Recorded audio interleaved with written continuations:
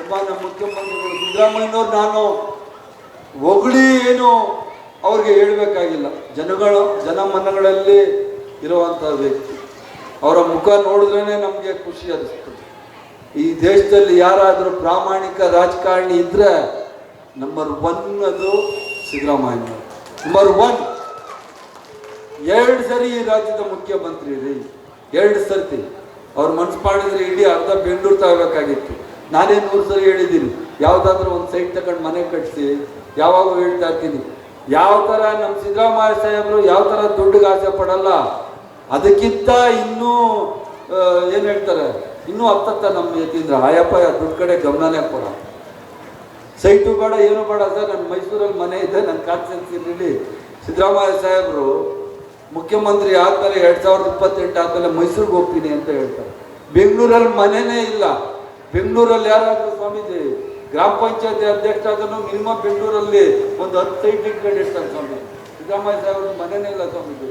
ಇರೋ ಮನೆ ಒಂದು ವಿಚಾರ ಅದು ಬಾಡಿಗೆ ಕೊಟ್ಬಿಟ್ಟವ್ರೆ. ನೀವು ಎಲ್ಲಿರ್ತೀರಿ ಬೆಂಗಳೂರಲ್ಲಿ ಅಂದರೆ, ಬೆಂಗಳೂರಲ್ಲಿ ಇರೋಲ್ಲಪ್ಪ, ನಾನು ಮೈಸೂರಲ್ಲಿ ಇರ್ತೀನಿ ಅಂತಾರೆ. ಆದ್ರೂ ಸಿದ್ದರಾಮಯ್ಯ ಸಾಹೇಬ್ರ ಆಶೀರ್ವಾದ ಇವತ್ತು ಇಡೀ ಸಮಾಜದ ಮೇಲೆ ಇದೆ, ಇಡೀ ಕರ್ನಾಟಕ ರಾಜ್ಯದ ಎಲ್ಲ ಬಡವರ ಮೇಲೆ ಇದೆ. ಯಾವುದೇ ಜಾತಿಯ ಮೇಲ್ವರ್ಗದ ಜಾತಿಯಲ್ಲಿರುವಂಥ ಬಡವರು ಸಹ ಇವತ್ತು ಸಿದ್ದರಾಮಯ್ಯ ಸಾಹೇಬ್ರ ಒಂದು ಅವರ ಆಳ್ವಿಕೆಯಲ್ಲಿ ಸುಖವಾಗಿದ್ದಾರೆ ಅಂತ ನಾನು ಈ ಸಂದರ್ಭದಲ್ಲಿ ಹೇಳ್ತೇನೆ. ದಾವಣಗೆರೆಯ ಪ್ರತಿಷ್ಠಿತ JH Patel academy, BIT road near Hemavathi hostel, Davanagere. Admission open now. ಸನ್ಮಾನ್ಯ ಮುಖ್ಯಮಂತ್ರಿಗಳು ಸಿದ್ದರಾಮಯ್ಯನವ್ರು ನಾನು ಹೊಗಳಿ ಏನು ಅವ್ರಿಗೆ ಹೇಳಬೇಕಾಗಿಲ್ಲ. ಜನಮನಗಳಲ್ಲಿ ಇರುವಂಥ ವ್ಯಕ್ತಿ. ಅವರ ಮುಖ ನೋಡಿದ್ರೇ ನಮಗೆ ಖುಷಿ ಅನಿಸ್ತದೆ. ಈ ದೇಶದಲ್ಲಿ ಯಾರಾದರೂ ಪ್ರಾಮಾಣಿಕ ರಾಜಕಾರಣಿ ಇದ್ದರೆ ನಂಬರ್ 1 ಅದು ಸಿದ್ದರಾಮಯ್ಯ. ನಂಬರ್ 1. 2 ಸರಿ ಈ ರಾಜ್ಯದ ಮುಖ್ಯಮಂತ್ರಿ ರೀ, 2 ಸರ್ತಿ. ಅವ್ರು ಮನ್ಸು ಮಾಡಿದ್ರೆ ಇಡೀ ಅರ್ಧ ಬೆಂಗಳೂರು ತಗೋಬೇಕಾಗಿತ್ತು. ನಾನೇ 100 ಸರಿ ಹೇಳಿದ್ದೀನಿ, ಯಾವುದಾದ್ರೂ ಒಂದು ಸೈಟ್ ತಗೊಂಡು ಮನೆ ಕಟ್ಟಿಸಿ. ಯಾವಾಗ ಹೇಳ್ತಾ ಇರ್ತೀನಿ, ಯಾವ ಥರ ನಮ್ಮ ಸಿದ್ದರಾಮಯ್ಯ ಸಾಹೇಬರು ಯಾವ ಥರ ದುಡ್ಡಿಗೆ ಆಸೆ ಪಡಲ್ಲ. ಅದಕ್ಕಿಂತ ಇನ್ನೂ ಏನು ಹೇಳ್ತಾರೆ, ಇನ್ನೂ ಹತ್ತತ್ತ ನಮ್ಮ ಯತೀಂದ್ರ ಆಯಪ್ಪ ದುಡ್ಡು ಕಡೆ ಗಮನನೇ ಕೊಡ. ಸೈಟು ಬೇಡ, ಏನು ಬೇಡ ಸರ್, ನನ್ನ ಮೈಸೂರಲ್ಲಿ ಮನೆ ಇದೆ, ನನ್ನ ಕಾನ್ಸ್ಟಿಟ್ಯೂನ್ಸಿಯಲ್ಲಿ ಸಿದ್ದರಾಮಯ್ಯ ಸಾಹೇಬರು ಮುಖ್ಯಮಂತ್ರಿ ಆದಮೇಲೆ 2028 ಆದಮೇಲೆ ಮೈಸೂರಿಗೆ ಹೋಗ್ತೀನಿ ಅಂತ ಹೇಳ್ತಾರೆ. ಬೆಂಗಳೂರಲ್ಲಿ ಮನೆಯೇ ಇಲ್ಲ. ಬೆಂಗಳೂರಲ್ಲಿ ಯಾರಾದರೂ ಸ್ವಾಮೀಜಿ ಗ್ರಾಮ ಪಂಚಾಯತಿ ಅಧ್ಯಕ್ಷ ಆದ್ರೂ ಮಿನಿಮಮ್ ಬೆಂಗಳೂರಲ್ಲಿ ಒಂದು 10 ಸೈಟ್ ಇಟ್ಕೊಂಡಿರ್ತಾರೆ ಸ್ವಾಮಿ. ಸಿದ್ದರಾಮಯ್ಯ ಸಾಹೇಬ್ರ ಮನೆಯೇ ಇಲ್ಲ ಸ್ವಾಮೀಜಿ. ಇರೋ ಮನೆ ಒಂದು ವಿಚಾರ ಅದು ಬಾಡಿಗೆ ಕೊಟ್ಬಿಟ್ಟವ್ರೆ. ನೀವು ಎಲ್ಲಿರ್ತೀರಿ ಬೆಂಗಳೂರಲ್ಲಿ ಅಂದರೆ, ಬೆಂಗಳೂರಲ್ಲಿ ಇರೋಲ್ಲಪ್ಪ, ನಾನು ಮೈಸೂರಲ್ಲಿ ಇರ್ತೀನಿ ಅಂತಾರೆ.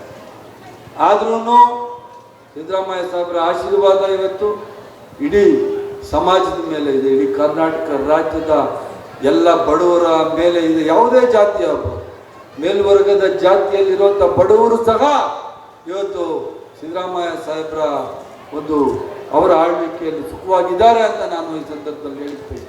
ಸನ್ಮಾನ್ಯ ಮುಖ್ಯಮಂತ್ರಿಗಳು ಸಿದ್ದರಾಮಯ್ಯನವ್ರು ನಾನು ಹೊಗಳಿ ಏನು ಅವ್ರಿಗೆ ಹೇಳಬೇಕಾಗಿಲ್ಲ.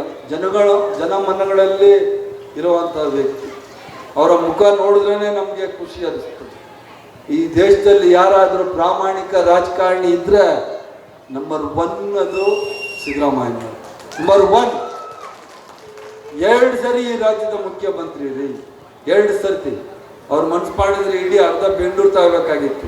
ನಾನೇ 100 ಸರಿ ಹೇಳಿದ್ದೀನಿ, ಯಾವುದಾದ್ರೂ ಒಂದು ಸೈಟ್ ತಗೊಂಡು ಮನೆ ಕಟ್ಟಿಸಿ.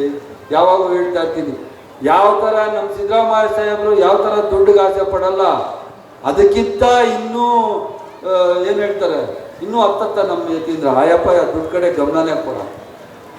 ಸೈಟು ಬೇಡ, ಏನು ಬೇಡ ಸರ್, ನನ್ನ ಮೈಸೂರಲ್ಲಿ ಮನೆ ಇದೆ, ನನ್ನ ಕಾನ್ಸ್ಟಿಟ್ಯೂನ್ಸಿಯಲ್ಲಿ ಸಿದ್ದರಾಮಯ್ಯ ಸಾಹೇಬರು ಮುಖ್ಯಮಂತ್ರಿ ಆದಮೇಲೆ 2028 ಆದಮೇಲೆ ಮೈಸೂರಿಗೆ ಹೋಗ್ತೀನಿ ಅಂತ ಹೇಳ್ತಾರೆ. ಬೆಂಗಳೂರಲ್ಲಿ ಮನೆಯೇ ಇಲ್ಲ. ಬೆಂಗಳೂರಲ್ಲಿ ಯಾರಾದರೂ ಸ್ವಾಮೀಜಿ ಗ್ರಾಮ ಪಂಚಾಯತಿ ಅಧ್ಯಕ್ಷ ಆದ್ರೂ ಮಿನಿಮಮ್ ಬೆಂಗಳೂರಲ್ಲಿ ಒಂದು 10 ಸೈಟ್ ಇಟ್ಕೊಂಡಿರ್ತಾರೆ ಸ್ವಾಮಿ. ಸಿದ್ದರಾಮಯ್ಯ ಸಾಹೇಬ್ರ ಮನೆಯೇ ಇಲ್ಲ ಸ್ವಾಮೀಜಿ. ಇರೋ ಮನೆ ಒಂದು ವಿಚಾರ ಅದು ಬಾಡಿಗೆ ಕೊಟ್ಬಿಟ್ಟವ್ರೆ. ನೀವು ಎಲ್ಲಿರ್ತೀರಿ ಬೆಂಗಳೂರಲ್ಲಿ ಅಂದರೆ, ಬೆಂಗಳೂರಲ್ಲಿ ಇರೋಲ್ಲಪ್ಪ, ನಾನು ಮೈಸೂರಲ್ಲಿ ಇರ್ತೀನಿ ಅಂತಾರೆ.